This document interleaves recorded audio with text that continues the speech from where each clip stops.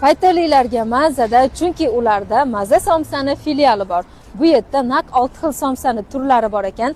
Keling, narxlar bilan birgalikda ko'rib chiqamiz. Maza somsani vodiyda 30 dan ortiq filiali bor va har bir filialda qorinni to'qlab ketishingiz uchun 4 kishilikdan joylar qilib qo'yilgan. Somsa turlari go'shtli 2 xil, ya'ni tovuli va mol go'shtida. Yana oshqovoq, ko'k, kartoshka istaganingizni tanlab yeyorasiz. Maza somsada hozir zo'r aksiya boshlangan, ya'ni siz 10 ta somsa sotib olasiz, 11-si sizga tekinga beriladi. Go'shtli, oshqovoqli unisini siz tanlaysiz. Somsalar nafaqat mazali, ko'rinishi ham chiroyli, hamma joyi bir xilda pishgan. O'tgan safar uyga 6 dona olganidim, uydagilarga yoqib qolib, zakaz qilishdi va bir karobka olib ketdim. Maza somsani hududingizga yaqin filialiga kirib, tatib ko'rishingizni tavsiya qilaman. Maza somsani Paytadagi manzili Paytiq istirohat bog'idan Kalsoy tarafga qarab yurganingizda Zakis byurodi to'g'risida joylashgan. Bu videoda paytalik tanishingizga jo'natib qo'yarasiz.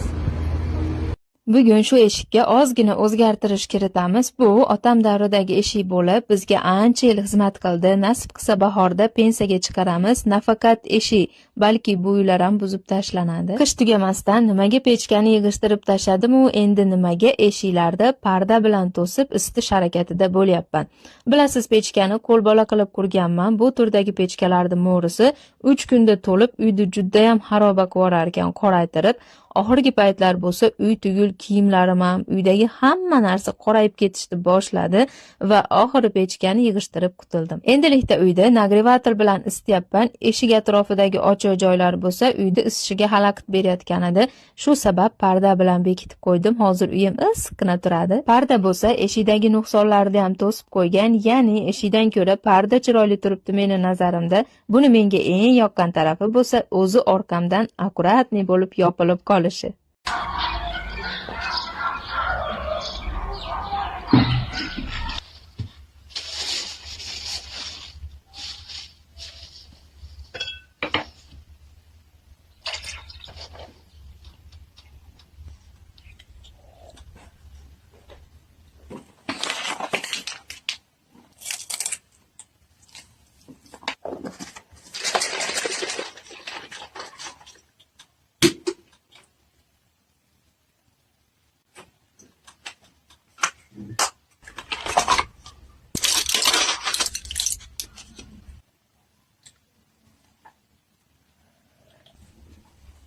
Assalomu alaykum. Hammaga xayrli kun, kuninglarni yaxshi o'tkazyapsizlarmi? Kecha ko'pchilik so'ragan savolga hozir javob berib o'tib ketmoqchiman. Ya'ni kecha shuni istoriya qo'ygan edim. 50 tadan oshiq odam so'rab yozdi. Menda ham o'ddimlanishi bor, buni qayerdan oldingiz deb. O'zi men bu narsa haqida bilmasdan avval, buni ichmay avval gemoglobinimni ko'tarishga, immunitetimni ko'tarishga har xil vitaminlar ichmoqchi bo'lib yurgan edim, lekin bitta odam tavsiya qilib qoldi. Birinchi o'rinda organizmingizni tozalab oling, ya'ni sizda ichaklar shamollashi bo'lsa, qabziyat bo'lsa va o'ddimlanishi, ovqatlaringiz yaxshi hazm bo'lmasligi kabi muammolar bo'lsa, birinchi o'rinda organizmingizni shulardan xalos qilganingiz yaxshi. Keyin ichgan vitaminlaringiz foyda beradi dedi va men bu narsalarni ichishni boshladim. Bu o'ddimlanishiga juda ham zo'r narsa ekan. Bunga qo'shimcha ravishda men bularni ham ichyapman. Shu uchalasi yordamida hozir organizmim tozalanish jarayonida. Bularda foydasi haqida gapiradigan bo'lsam, o'sha birinchi o'rinda aytganimdek, o'ddimlanishlarini yo'qotib beradi. Qabziyat bormi sizda, ich qotishi, ya'ni uni ham bartaraf qilib beradi. Ichaklaringizda shamollashlar bo'lsa, yallig'lanishlar bo'lsa, ularni ham yo'qotib, organizmingizni infeksiyaga qarshi kurashuvchanligini oshirib beradi. Bular hammasi tabiiy giyohlardan tayyorlangan, ya'ni tabiiy narsa, dori vositasi emas, Rossiya mahsuloti. Bularda meni o'zimdan olsangiz bo'ladi, to'lovni o'zimga qilasiz, sizga dastavka qilib beraman. Qo'lingizga olganingizdan keyin qanaqa paytda ichasiz, qay tartibda ichiladi, hammasini ma'lumotini beraman.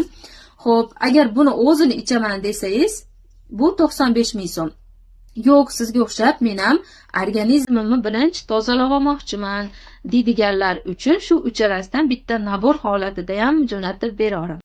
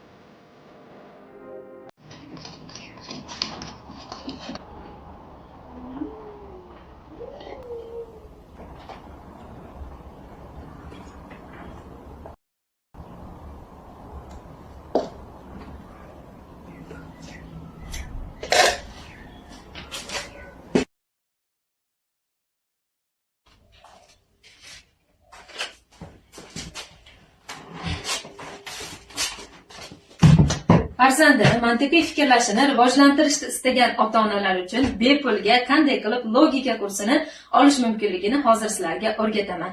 Esinglarda bo'lsa, bir oycha avval Qalam.uz matematika platformasi bolaga qanday qilib oson usulda matematikani o'rgatish mumkin degan mavzuda bepul darslik tashkil qilishgan edi. Ko'plab obunachilarim bu darsda qatnashgan va oxirida sovg'alarini olishgan. Agar oranglarda ulgurmay qolganlar bo'lsa, ular bugun kechqurun 19:00 da yana xuddi shunaqa bepul darslik tashkil qilishibdi. Darsda oxirida farzandingizni bilim darajasini tekshirib olishingiz uchun bepul diagnostika hamda logika kursini bepulga berishadi. Keyingi istoriyada havola qoldiraman. O'sha orqali ro'yxatdan o'ting, darsda qatnashing va sovg'alaringizni olib oling.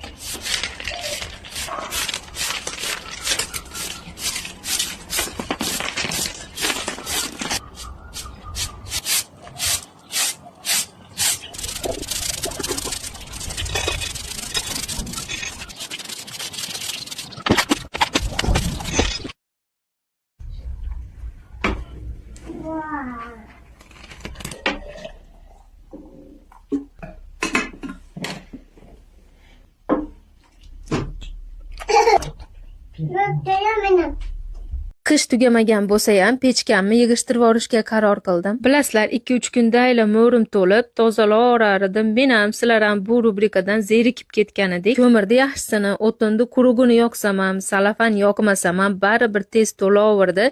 Sababi bo'lsa, devorsiz chiqarilgan mo'ridan ekan. Uyda o'zini alohida tom orqali chiqargan mo'risi bo'ladi-yu.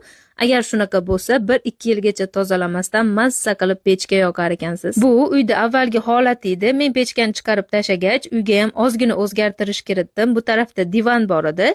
Olib tashadim va o'rniga spalnigimni olib kirib oldim. Lekin bu yoqqa joylaganim yarashmadi va tepa tarafga o'tkazdim. 2 oy pechga yoqib, mazza qilib yashadim. Bu bilan qilingan kontentlarim ham sizlarga yoqdi deb o'ylayman. Lekin remont qilgan uyim rasvo bo'ldi. Ohlangan devor va patologlar qorayib ketdi. Endi bu yil yangi uy tutamaydigan oynali pechka qildirishga harakat qilaman. Chunki pechka ichida yonayotgan olov va o'tinni chirsillagan ovozi odamga qanaqadir huzur beradi. Gapim to'g'ri bo'lsa tasdiqlab ketinglar. Shu bilan xona tayyor, natijani ko'rishinglar mumkin.